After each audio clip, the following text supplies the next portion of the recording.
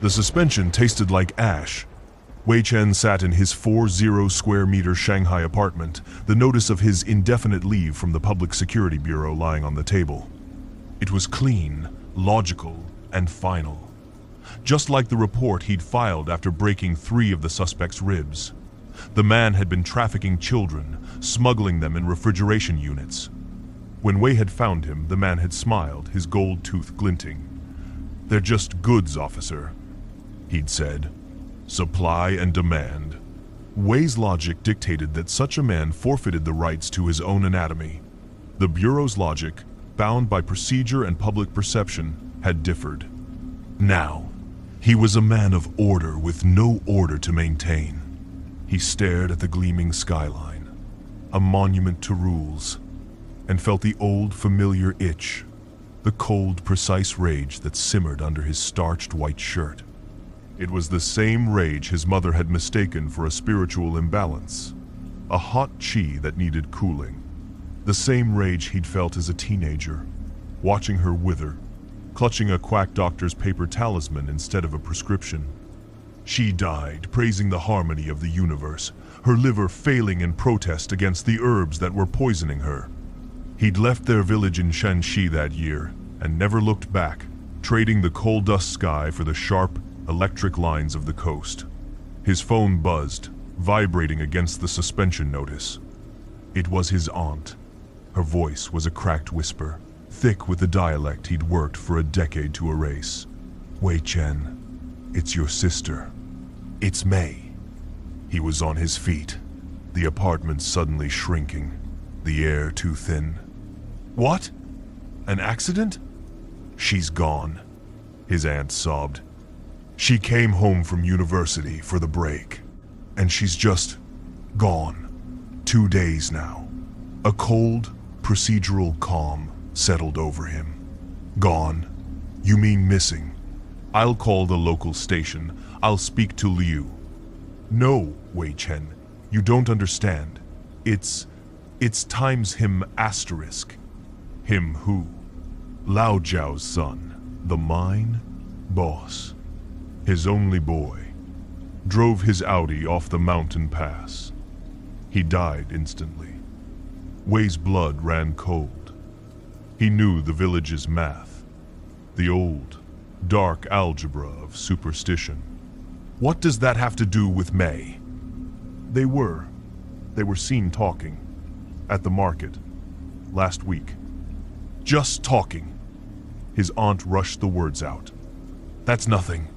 It's not nothing here," his aunt shrieked, her voice breaking into superstitious terror. "A rich boy dead before his time. A pretty, unmarried girl. Oh, Wei Chen, asterisk she times was at Lao Jiao's house. I saw her. The matchmaker. Wei knew who she was." He was on the next bullet train inland, the civilized gleam of Shanghai dissolving into a gray-brown smear of industry, then finally into the black hills of Shanxi. The village was choking on its own wealth. The air was not air. It was a suspension of fine black particles that coated every surface, including the inside of his mouth, the taste of his suspension. The taste of home. It was a place of grotesque contrasts. BMWs and Mercedes, coated in a permanent film of grime, sat parked outside crumbling courtyard homes with sagging roofs. Satellite dishes sprouted from walls still bearing faded Cultural Revolution slogans. The poverty was dire, the wealth sudden and desperate desperate wealth bred desperate traditions. He walked past men with hacking coughs and new gold watches, past shops selling designer bags next to stalls hawking paper money and crude talismans. The entire village seemed to hold its breath, oppressed by the dust, the despair, and a profound, practical belief in the spirit world, a world where status in the afterlife was just as cutthroat and just as purchasable as status in this one. Wei's family home was empty, cold, and smelled of his aunt's fear. On the kitchen table, where his mother used to read her almanac, sat a single red envelope. It wasn't postmarked. His fingers, trained to bag evidence, felt the thick, expensive cardstock. He didn't open. That's it. He knew what it was. A ghost marriage invitation. A heavy knock echoed through the courtyard. It was Chief Liu, the local police commander, a man who had taught Wei how to fish, a man whose family Wei's had known for generations. Liu was barrel-chested, his face permanently creased with a look of weary compromise. "Chen," Liu said, his voice a low rumble. He didn't offer a handshake, just stood in the doorway, a bulky silhouette against the gray sky. "I heard you were coming. This is a bad situation." "Where is she, Liu?" Wei's voice was flat, the voice he used in interrogation rooms. Liu sighed, the sound lost in the gritty wind. He stepped inside, pushing the door closed. "I can't help you." "Not officially." "What does that mean?" "It means Lao Jiao is grieving. And when he grieves, the whole county grieves with him. And the matchmaker is handling the arrangements." "She's a criminal." Wei spat. "A trafficker. We both know it. She's a spiritual necessity," Liu corrected, his eyes avoiding Wei's. "To these people. To Lao Jiao. His son dies unmarried. That's a restless, angry ghost. A ghost with that much times money times behind it? It's a disaster for the village. It needs to be settled. With my sister." Liu looked down, rubbing the back of his thick neck. "Mei is educated, beautiful, unmarried, a perfect companion for a wealthy spirit. The matchmaker. She sees this as restoring balance. It's kidnapping. It's murder." Wei's fists were so tight his knuckles were white. "It's times Minghun asterisk," Liu said, his voice dropping. "A ghost marriage. To them, it's not murder, it's a transfer." He looked up, his face a mask of strained friendship. "Your mother, she understood these things, Chen. She always said, you fought the current too hard." "My mother is dead times because times of these things," Wei snapped. "I know," Liu said, holding up a hand. "I know. Look, my hands are tied. Lao Jiao owns the station. He owns my pension. He owns the Times Air asterisk. But you're suspended. You're a civilian. You're just a grieving brother." Liu reached into his heavy coat. He produced a worn Type 77 pistol, the grip wrapped in black tape. "I didn't see you. This isn't my gun. I don't know who you are." He pressed it into Wei's hand. The metal was cold. "Where are they?" Wei asked. "Lao Jiao is building a tomb. And Times, Imperial Times tomb, they say, in the old decommissioned mine, Sector 4. The funeral is tonight, they say. They say the bride must be asleep when she meets the groom. Drugged, they were going to bury her alive." "Go, Wei Chen," Liu urged. "Don't make this official. Just be a brother. Get your sister and run. I'll be busy elsewhere. I'll make sure the night patrol stays clear of Sector 4. Wei nodded, the cold metal of the gun grounding him. Logic. This was logical. The system was compromised. He was the only variable that mattered. Wei didn't go to Lao Jiao. He went to the matchmaker. Her house was small, tucked behind a noodle shop, yet it was the only one in the village with a spotless courtyard. Not a speck of coal dust stained the stones. She was an old woman, small and bird-like, with kind eyes and hands stained black, not from coal but from ink. She was grinding it on a stone, preparing to write couplets. "Investigator Wei," she said, not looking up. She didn't seem surprised. "You have your mother's anger. She also fought the inevitable. She thought her will was stronger than the cosmos. Where is my sister?" "Your sister," the matchmaker said, dipping her brush, "is fulfilling a great honor. She is bringing peace to a powerful house. In turn, that house will bring prosperity to this village. Your sister is a hero. You're a ghoul, a butcher." The old woman paused, her brush hovering over red paper. She looked at him, and her eyes were not kind. They were empty. They were the eyes of a CEO reviewing a balance sheet. "The world is a machine, investigator. It requires fuel.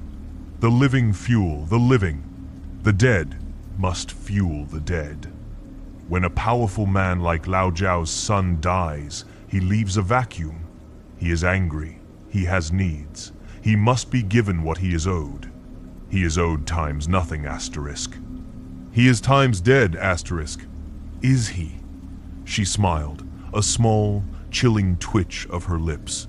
"His father is not. His father's money is not. His father's times fear times is not.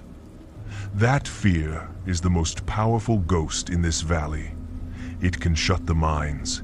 It can stop the trucks. It can starve us all. I am not a butcher. I am a physician. I am curing a disease. Your sister. She is the medicine." She admired her own brushstroke. Last year, the Li family's daughter died of a fever. The Zhang family's eldest son had died in a car crash 2 years prior. His spirit was noisy. It caused sickness in their house. I arranged the marriage. I had the girl's body exhumed. We wed them. The sickness stopped. The Zhangs paid me. The Lis were paid. And the balance was restored. Everyone was happy. That girl was already dead, Wei said, his voice dangerously low. The vessel is irrelevant, the matchmaker stated, as if explaining basic arithmetic. The times transaction times is what matters. A fresh vessel for a wealthy family is simply a more valuable transaction. I am times transacting, times your sister to secure the peace of a powerful spirit. It is no different than your ancestors marrying for land or power. The afterlife is just a continuation of this one. Status must be maintained. This was the monster. Not a demon, not a spirit. It was this cold, inhuman logic, more rigid and terrible than his own. He saw the fanaticism in her calm. She wasn't just doing it for money. She believed it. She was balancing her cosmic books. If you interfere, she said softly, turning back to her calligraphy, you will not be fighting me. You will be fighting the harmony of the universe. You will find it is a battle you cannot win. Wei left, the pistol feeling heavy and useless against an enemy who saw murder as an accounting entry. Sector 4 was a black, a wound in the side of the mountain. The entrance was a concrete arch, barred by a new, heavy steel gate. 2 men in thick jackets stood guard, smoking. They weren't cops, they were miners. Hard men. Wei didn't use the gate. He was PSB trained. He moved up the slope, his Shanghai leather shoes slipping on the loose shale. He found what he was looking for, an air vent. Its grate rusted. He'd brought a crowbar from his aunt's shed. The metal shrieked once, a sound swallowed by the wind. He dropped into the darkness. The air was dead, thick with sulfur and the smell of damp rock. He used his phone's light. The tunnel was a crumbling brick passage, reinforced with rotting timbers. He moved fast, his logic ticking. Liu said the tomb was deep. They'd need power. He followed a thick orange cable snaking along the tunnel floor. It was new. The ground was slick with moisture. Twice, he had to brace himself as the earth trembled the distant percussive shock of active blasting in a different sector. This entire mountain was hollow, unstable. After 10 minutes, the tunnel opened into a vast chamber, a place where a massive seam of coal had been carved out. The chamber was lit. It wasn't a tomb, it was a palace. In the center of the cavern, generators roared, powering banks of floodlights. They illuminated a structure of white marble and carved jade that was grotesquely out of place. It was a full-size temple facade, built into the rock. Before it, Lao Jiao, the mine boss, stood weeping in a black suit. The matchmaker was beside him, chanting softly, arranging stacks of joss paper molded into the shapes of iPhones, sports cars, and servants. And there were goons, at least a dozen. Miners holding picks, shovels, and a few old hunting rifles. And Chief Liu. He was standing near the entrance, his arms crossed, his face grim. Wei's heart hammered. Liu was here. He'd come to help. Then he saw Mei. She was on a marble platform. She was alive, but barely. Her head lolled. She was dressed in an elaborate red and gold wedding gown, her face painted with the stark white and red of a traditional bride. Beside her was an open coffin of gleaming lacquered times Nanmu times wood. Inside, Lao Jiao's son lay in a dark suit, his face a waxy, powdered mockery of life.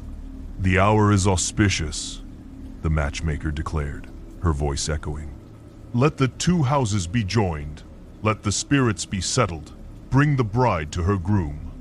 Two of the miners moved toward Mei, their hands rough. "No," Wei roared, stepping from the shadows, the Type 77 up in level. "Get away from her." The cavern fell silent, save for the hum of the generators.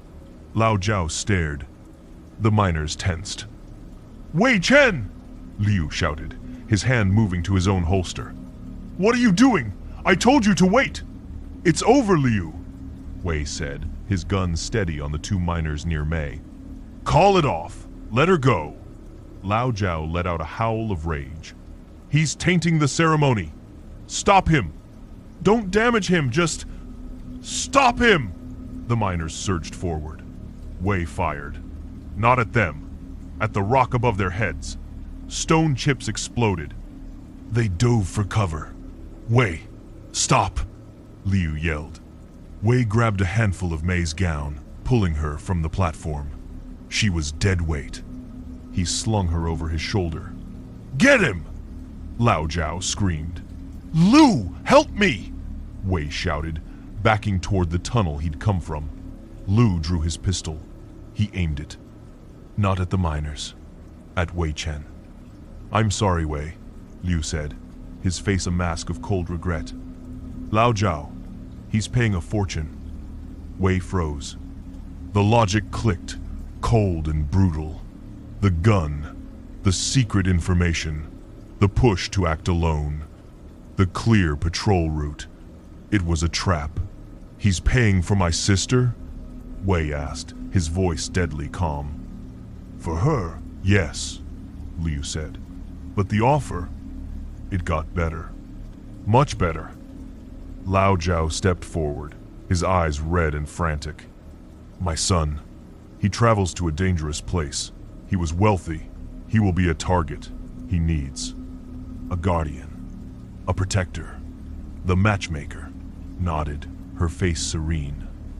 "A powerful spirit to serve him, a man of violence and loyalty, a bodyguard, someone to do the hard work in the afterlife." Wei looked at Liu. He looked at the miners fanning out. He looked at the pistol in his old friend's hand.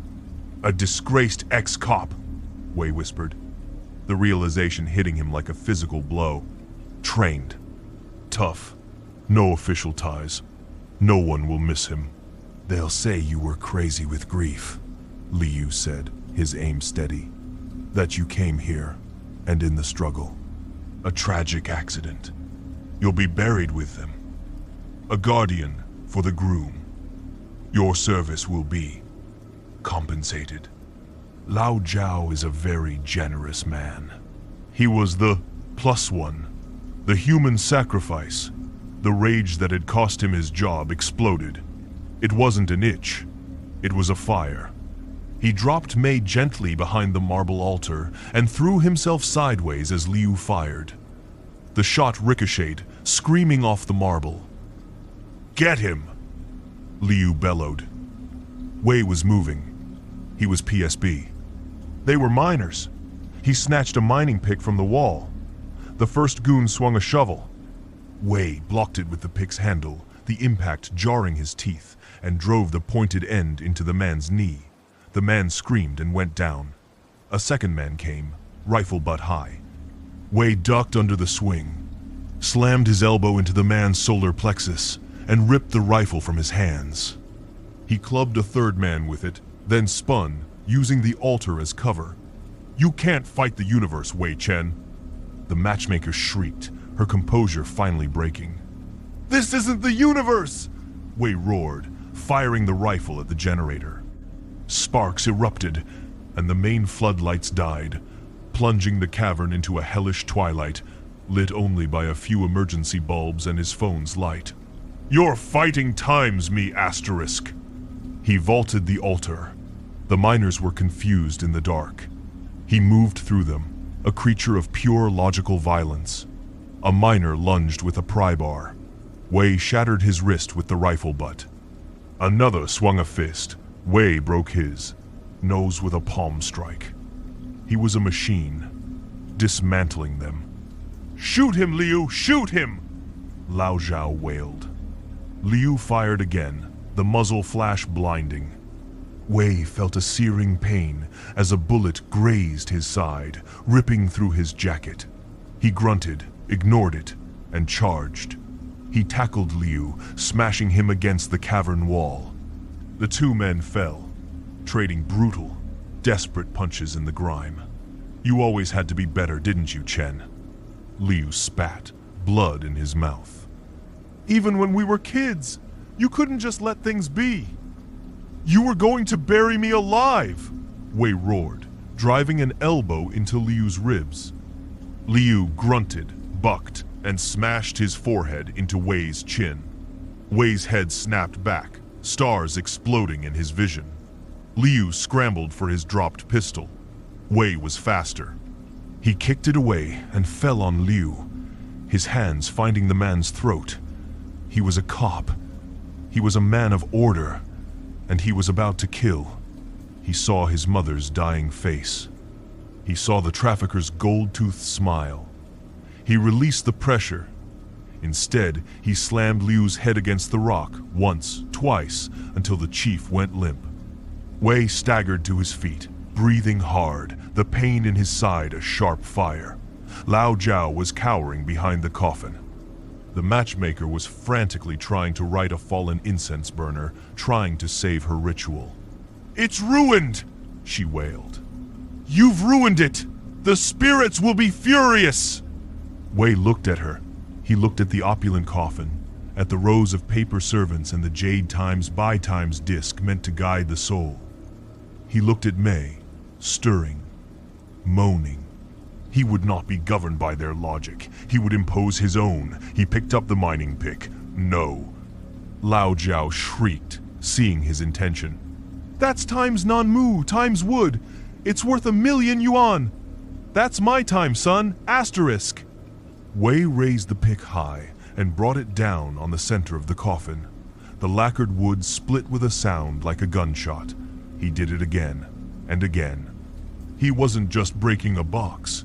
He was killing their god. He smashed the waxy face of the corpse. He shattered the jade. He kicked over the paper iPhones, the models of cars. He was smashing the times, symbol times of their entire rotten system. He splintered the perfect arrangement. Then he looked up. Above the marble facade, he saw what he'd noticed on his way in. A series of old, cracking support beams directly above the tomb. The mine was unstable. The blasting. He grabbed his phone, aimed its light, and fired the last round from the rifle at the largest fissure in the rock near the beam. A deafening crack. A pause. Then a groan that shook the ground. Dust rained down. "He's bringing it down!" one of the miners yelled, scrambling for the exit. "The balance!" The matchmaker screamed, staring at the collapsing ceiling. "My son!"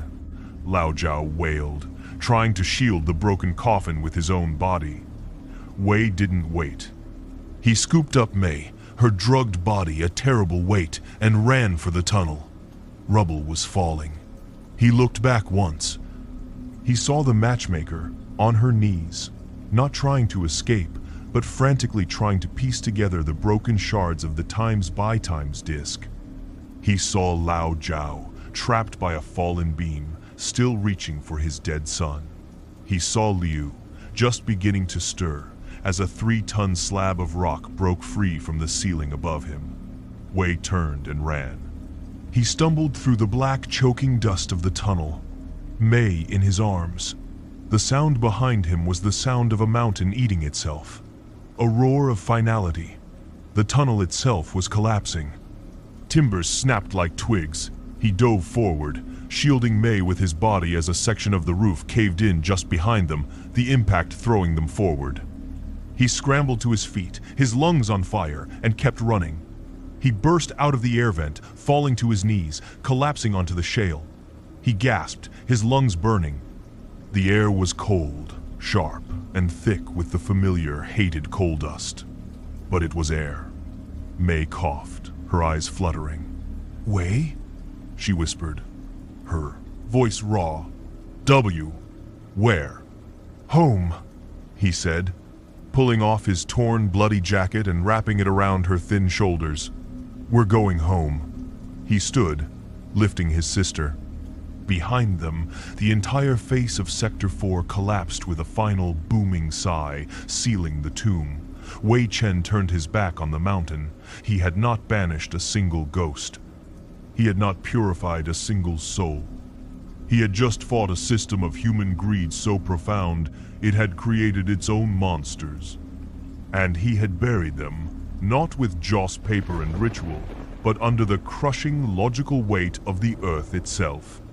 He walked down the mountain, leaving the myth intact, but its prophets choking on their own morbid wealth.